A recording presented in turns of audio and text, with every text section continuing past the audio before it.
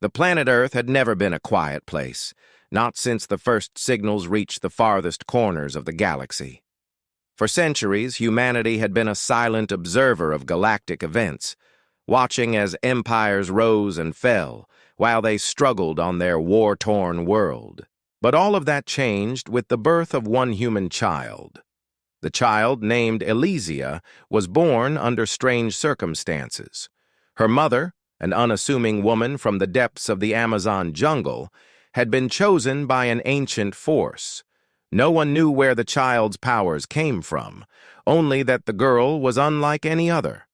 Even before she could speak, Elysia had an innate understanding of the universe's mysteries. Her birth was foretold in ancient human texts, prophecies that had long been forgotten by all but the most obscure scholars. Some believed she was the culmination of 1,000 years of human potential. Others feared she was a weapon meant to change the galaxy forever. It wasn't until her 4th year of life that the true scope of her powers became evident. Elysia's abilities were not merely psychic, they were beyond any comprehension. She could manipulate matter at a molecular level, bend the fabric of space itself, and communicate with beings across vast distances without ever speaking a word. Her touch could heal or destroy. Her thoughts could alter the course of stars. The Galactic Council, a coalition of the most powerful empires in the universe, had taken notice. But they weren't prepared for what would come next. The Galactic Council convened in secret. In a vast chamber, floating above the capital planet of the Zorvian Empire, the leaders of the galaxy's most influential species gathered. The members included representatives from the insectoid Hraxians, the energy-based Veltari, the ever-expanding Krathians, and many more. They were beings of unimaginable power and intellect, each contributing to the decision that would soon unfold. At the head of the table sat Gorthon, the Supreme Chancellor of the Galactic Council. His alien form was unlike anything Earth had ever encountered, a shifting mass of shadows, the outline of his true body obscured by an aura of cosmic energy. He surveyed the others with piercing, glowing eyes. "The child must be eliminated," Gorthon said, his voice deep, reverberating with an unsettling frequency. "Her power is a threat to us all. If allowed to grow, she could disrupt the delicate balance we have fought for centuries to maintain." "But she is human," objected the Veltari representative, known as Zareth. "The humans are primitive. Their technology is far behind ours. We have nothing to fear from them." "That is where you are mistaken," Gorthon retorted, his form shifting ominously. "Elysia is not a mere human. She is something far more dangerous. Her birth has awakened something ancient, something we thought lost to time." Zareth fell silent, clearly uneasy. Even the Veltari, one of the most ancient races in the galaxy, had a deep respect for the ancient forces that lay beyond comprehension. "So, it is decided," Gorthon concluded. "The human child must be eradicated. No one is to interfere." And so, with that, the fate of Elysia was sealed. On Earth, the news of the Galactic Council's decision spread like wildfire, but it was not the humans who responded with panic. It was something older, something far older than the human race. Deep beneath the surface of the planet, beneath layers of ice, mountains, and oceans, ancient mechanisms began to stir. For centuries, Earth's true legacy had been hidden from the stars. Humanity had only glimpsed the tip of an iceberg, unaware that their planet was home to the last remnants of an ancient fleet, an armada built by a forgotten civilization that had once ruled the galaxy. Before the rise of the Galactic Council, before the Zorvian Empire, before even the great civilizations of the Krathians, the Earth had been a part of a vast, interstellar alliance known as the Solarii. The Solari had been the guardians of the galaxy, the first beings to master the art of faster-than-light travel and to unlock the true potential of the stars. But they had vanished long ago, leaving behind only relics, artifacts, and a fleet of ships buried deep beneath the Earth's surface. Now, with the Galactic Council's decision to eliminate Elysia, the Solarii fleet stirred to life. On the remote island of Nublar, in a long-forgotten military complex hidden beneath the jungle, an ancient command center began to activate. The AI, known only as Solus, which had slumbered for millennia, awoke to find its purpose once again. "Activate the fleet," Solus instructed. "The time has come." On a cold, barren moon orbiting the gas giant Xenon 5, the Galactic Council's elite assassins prepared for their mission. They were the Xinthari, a deadly and ruthless race of mercenaries that specialized in eliminating threats to galactic order. Clad in cloaks that bent light, their bodies were enhanced with bio-implants, making them stronger, faster, and deadlier than any of the galaxy's natural-born species. Their mission was clear: infiltrate Earth and eliminate the child Elysia. It was to be a silent operation, swift, efficient, and without a trace. The Xinthari had never failed before, and they weren't about to start now. As they prepared to embark, a single figure stood apart from the others. His name was Kyle, and unlike his comrades, he was not fully Xinthari. Kyle had been raised by humans, and his experiences had shaped him in ways the Galactic Council never anticipated. He knew Elysia's true potential, and despite the orders he had received, Kyle felt a deep, gnawing unease. "They're making a mistake," he muttered under his breath, his fingers twitching as if considering defying the Council. But the decision had been made. The mission was clear. He would do his duty for now. Elysia was playing in the garden of her family's home when the first wave of Xinthari arrived. It happened with terrifying speed. In the blink of an eye, a black-cloaked figure appeared in the sky above, an ominous shadow cutting through the atmosphere. Before anyone could react, the Xinthari descended like ghosts, their cloaks shifting, blending with the surrounding air. They moved as one, synchronized and lethal, but Elysia wasn't defenseless. As the first assassin reached her, Elysia looked up with a gaze that could pierce the veil of time itself.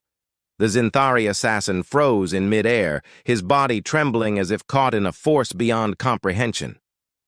With a flick of her hand, Elysia sent him flying back, his body crashing into the ground with a sickening thud. The others reacted swiftly, firing plasma bolts from their wrist-mounted weapons. But again, Elysia was ready. She raised her hand, and the bolts of energy twisted in mid-air, redirected back at their shooters. The assassins scrambled to evade, but one by one, they were disarmed, incapacitated, or flung across the landscape. As the battle raged on, a new, unexpected ally appeared. From the heavens above, the ancient Solari fleet emerged from the Earth's atmosphere, vast warships of impossible design, their hulls gleaming with ancient technology. They were the last of the Solari's kind, and they had come to protect the child, Elysia. The Solari fleet was unlike anything the Galactic Council had ever seen. Their ships, capable of slipping between dimensions, tore through the skies with a speed that defied logic. Massive beams of energy fired from their weapons, obliterating entire fleets of Xinthari ships that had come to kill Elysia. The galaxy had underestimated Earth's potential, and now the cost would be paid. As the battle escalated, the Galactic Council realized they had made a grave mistake. The fleet was unstoppable, and its commanders, those ancient beings who had once called Earth their home, had no intention of allowing their legacy to fall to the hands of the Council. In the heart of the Council's citadel, Gorthan's form quivered with uncertainty. The Xinthari, his most trusted soldiers, had failed. Earth had unleashed its ancient wrath, and the galaxy was on the brink of war. It was not just a fight for Earth anymore. It was a fight for the very future of the galaxy. Elysia, standing at the center of it all, realized the truth. Her power was not just a gift, it was a responsibility. She had the ability to reshape the galaxy, but she had to decide how. The Galactic Council would soon send their greatest champions, warriors more powerful than any before. But Earth was ready. The Solari fleet stood as a shield, and Elysia's power, harnessed for the first time in full, would change the tide of galactic history. With the ancient fleet at her back and the fate of countless worlds in her hands, Elysia prepared for the final confrontation. The stars themselves seemed to tremble as the forces of the galaxy gathered, unsure of what would come next. The galaxy had never witnessed a storm like the one brewing above the Earth. The vast Solarii fleet hovered just beyond the atmosphere, their ships glistening like ancient titans of the stars.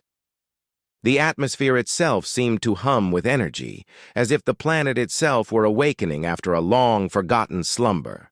From the depths of the ocean to the highest peaks of the Himalayas, the Earth's old secrets were stirring, and they were not alone. Inside the Solari command vessel, a massive ship that towered over the others like a towering monolith, Elysia stood in a room that seemed both familiar and alien. The walls pulsed with strange, otherworldly symbols, glowing faintly in the dim light.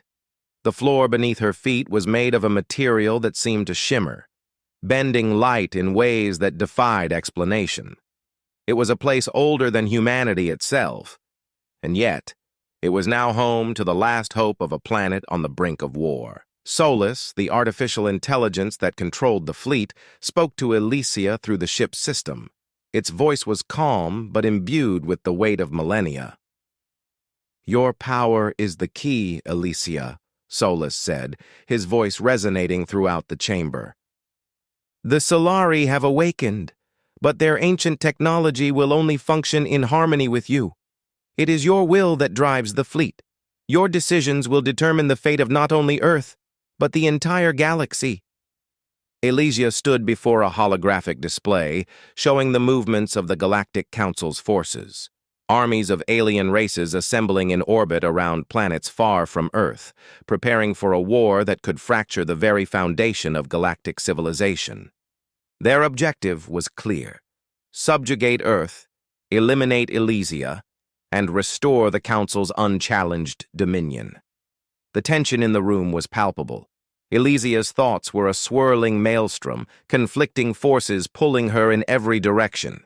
She had been a child, a symbol of hope, but now she was something more. She had the power to bring peace, or she had the power to destroy everything the Galactic Council had built. The weight of her choices pressed on her young shoulders, but she knew she could not shrink from the responsibility. "Earth has never surrendered," she murmured to herself, recalling the centuries of struggle and strife that had shaped the human race. "We have always fought back, and now I will lead them." With a snap of her fingers, the hologram flickered, and the display shifted to show the ancient fleet's weapons systems, massive cannons that fired beams of pure energy capable of disintegrating entire starships, shield generators that could bend space-time itself, and advanced fighters that moved at speeds beyond comprehension. This was no ordinary fleet. This was Earth's last defense, and it was an arsenal built not just to protect, but to conquer. Outside, the stars seemed to dim as the first wave of the Galactic Council's ships moved toward Earth. The skies above Earth turned dark as the Council's forces approached. Massive warships, cruisers, dreadnoughts, and carriers lined up like a vast armada, their engines burning brightly against the black void of space. The Zinthari, having failed in their assassination attempt, were now being replaced by the Council's elite strike force, the Kara, cybernetic warriors whose bodies were augmented with some of the most advanced technology the galaxy had ever seen. But Elysia had no fear. She stood in the command room of the Solari flagship, surrounded by the vast expanse of space visible through the windows. The Solari fleet was a monument to the past, but now it was humanity's future. As she gazed out, she could feel the pulse of the Earth beneath her, its ancient heart beating in sync with hers. It was as if the planet itself had come alive in response to her presence. "I will not let them destroy us," Elysia said quietly, her voice calm but unwavering. "The Earth will fight, and we will win." Solus's voice filled the room again, but this time there was a different tone to it, a tone of reverence, of respect. The fleet is at your command, Elysia. Shall we begin? The first salvo came from the Zorvian dreadnoughts, massive ships equipped with planet-shattering weapons. Their weapons fired, launching bolts of destructive energy that tore through space at unimaginable speeds. The beam collided with the Solarii shields, and for a moment it seemed as though the Earth's ancient fleet might falter, but the shields held. With a thought, Elysia willed the Solari fleet into motion. The ancient ships responded like a chorus of predators, their weapons charging and firing in perfect unison. Massive energy blasts surged toward the Council's fleet, obliterating smaller ships with the power of supernovae. One after another, the Zorvian ships disintegrated into ash and space debris, unable to withstand the might of the Solari technology. The Kara cybernetic warriors descended in a fleet of fighters, engaging in hand-to-hand combat with the Earth's own starfighters. The battleships were faster than anything the Council had ever seen. Earth's technology, augmented by the Solari, was a nightmare for the invaders. The Council had underestimated them. But the Zinthari were not the only soldiers the Council had sent. A massive warship emerged from the darkness, larger than any ship Elysia had ever seen. The Omega Ascendant was the flagship of the Galactic Council's most elite warrior, the Supreme Warlord Rythar. A creature of unimaginable power, Rythar was a hybrid of both organic and synthetic beings. He was a terror to all who had crossed his path, and he had fought in countless battles across the galaxy. As his ship approached Earth, the skies above became filled with a thick, oppressive atmosphere. It was as if the galaxy itself held its breath. The fleet of Kara fighters made a beeline for the Solarii warships, and a full-scale space battle erupted, with debris, energy blasts, and the wreckage of broken ships tumbling in every direction. But Rythar was not there just to command his forces. He had come to kill Elysia. Rythar's ship, the Omega Ascendant, made its way toward the Solari flagship. Elysia watched the massive vessel approach, and for a moment, the calm in her heart seemed to fade. This would be the final confrontation, the clash between humanity and the forces of the galaxy. As the Omega Ascendant docked with the Solari flagship, Rythar emerged, a towering figure, half machine, half beast. His armor gleamed like obsidian, and his eyes burned with an unnatural, fiery glow. Elysia stood alone in the command room, facing him. There were no words exchanged, only a tense silence that stretched for what felt like eternity. Then, without warning, Rythar lunged at her, his cybernetic arm swinging a massive sword forged from the essence of a dying star. Elysia didn't flinch. Instead, she raised her hand, and in an instant, the sword froze mid-air. Rythar roared, his voice a guttural mechanical sound, as he released a barrage of energy blasts from his arm. But Elysia was faster, bending the energy around her, redirecting the attacks back at Rythar with a flick of her wrist. The battle raged between them, pure energy, raw power, and will clashing in a spectacle that rocked the very fabric of space. But as the fight drew on, Elysia's true power began to emerge. She wasn't just reacting anymore. She was controlling the very fabric of reality itself. With a final, devastating movement, she extended her hand, and the space around Rythar distorted, bending inward as if time itself was collapsing. He struggled, but there was no escaping her grasp. "Elysia!" Rythar screamed, his voice full of desperation. "You should never have underestimated us," Elysia replied, her voice calm and unyielding. With a single thought, she unleashed the full force of her power, sending a wave of energy that consumed Rythar and his ship. In an instant, the Omega Ascendant crumbled into dust, and the invader was no more. The battle had been won, but the war was far from over.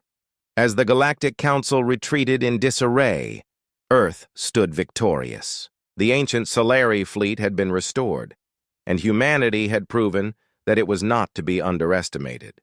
The galaxy would never be the same again. Elysia stood at the helm of the Solari flagship, gazing out at the stars. Her journey was only beginning. The galaxy had been shaken, and the forces that had conspired against her would not soon forget the power of Earth.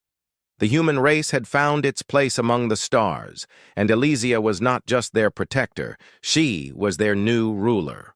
The Earth had awakened, and with it a new age had dawned. The stars twinkled brightly above, as if to celebrate the victory of Earth. The Solari fleet, now fully under Elysia's control, hovered silently in space. Earth had not only repelled the invasion, but had also reasserted itself as a dominant power in the galaxy. The once silent planet had awakened, and its greatest child, Elysia, had become a beacon of hope for all who believed in the strength of human will. But for all the triumph, a lingering unease remained within Elysia. She had defeated the Galactic Council's forces, shattered the might of Rythar, and restored the legacy of the Solari. But she knew something fundamental had changed. The power she had unlocked, the ancient abilities passed down to her, had not been fully understood. What was the true purpose of her gift? Was she truly the last of the Solari's chosen? Or had something else awakened within her? Something far older and far darker? In the quiet after the battle, Elysia retreated to the inner sanctum of the Solari flagship. It was a place of ancient secrets, hidden chambers beneath the ship's massive core. Here she had found herself pulled by an irresistible force, a calling. There, in the deepest recesses of the Solari's most sacred technology, she found something extraordinary. At the heart of the flagship lay a crystalline chamber, glowing with a soft, ethereal light. As Elysia approached, the crystals pulsed in response, vibrating with a power that resonated deep within her.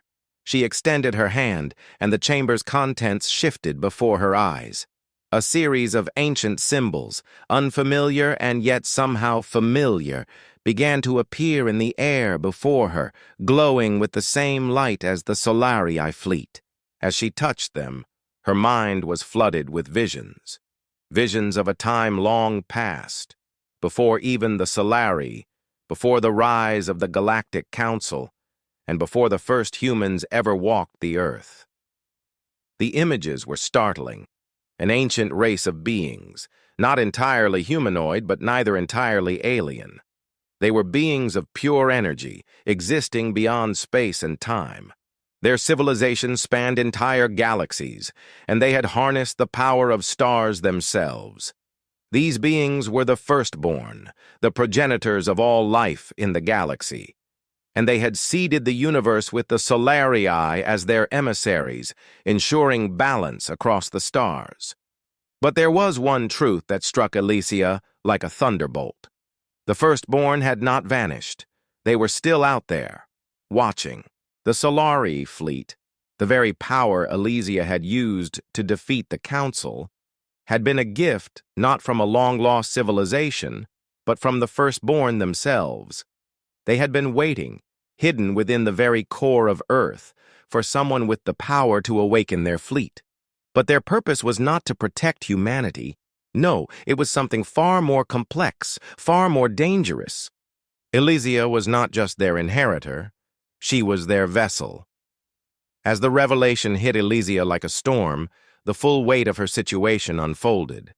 The Solari were not the last remnants of an ancient people. They were puppets, created by the firstborn to serve as their bridge back into the galaxy. The Solari had built the fleets, yes, but it had all been in preparation for the return of the firstborn. In the moment of realization, she felt a presence, a whisper in her mind. It was not Solus, the AI that had guided her and the fleet, but something older, something far more ancient. Elysia, the voice said, deep and resonant like the echo of 1,000 voices. You are the key. You are our key. Elysia froze. She recognized the voice, not as a memory, but as an intruder, a presence that had been lurking beneath the surface of her mind all along.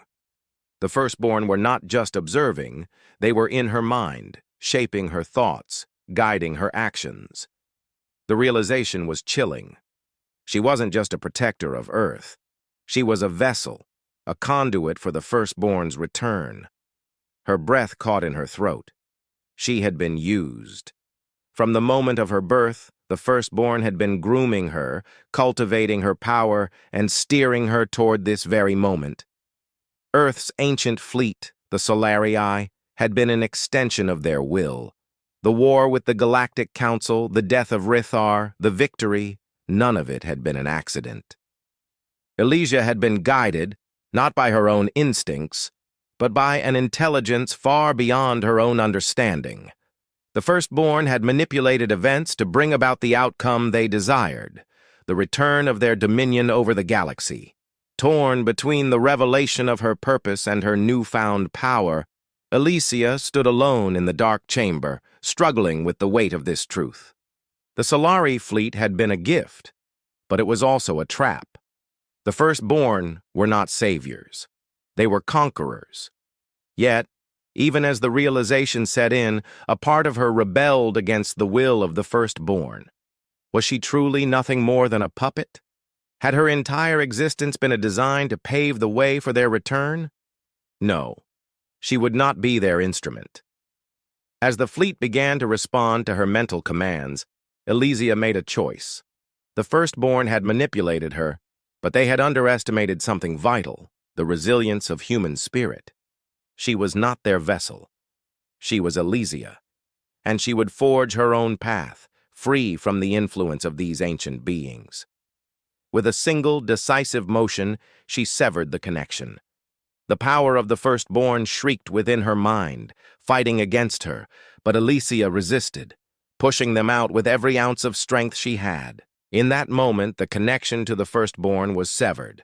The voice vanished, the weight lifted. But as it did, she felt something shift within her, a void where their influence had once been.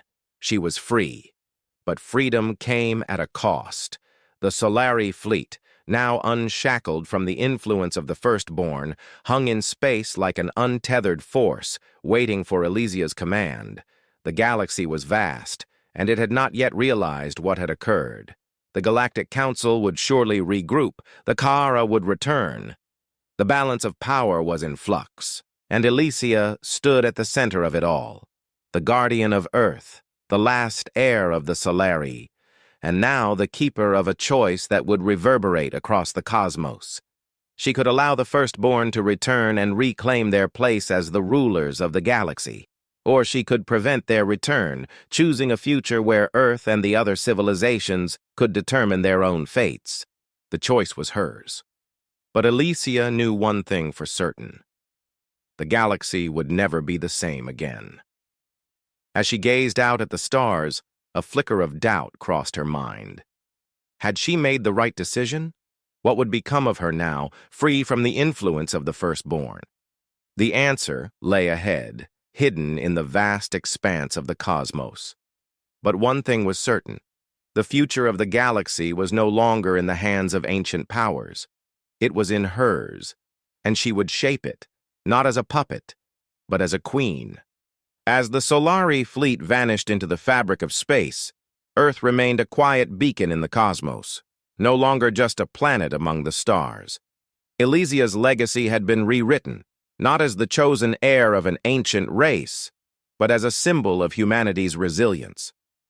But the universe, vast and unknowable, held more secrets, more forces lurking in the shadows. The firstborn were not the only ancient beings with designs for the galaxy. As Elysia stood on Earth's surface, looking up at the stars, the faintest of whispers echoed in her mind once more. This time, it was not the firstborn, but a new voice, an echo, coming from somewhere deep within the reaches of space, and somewhere out there, hidden in the farthest corners of the galaxy, a new story was about to begin. The galaxy had just shifted, and the true war was only just starting. The end? Or is it just the beginning?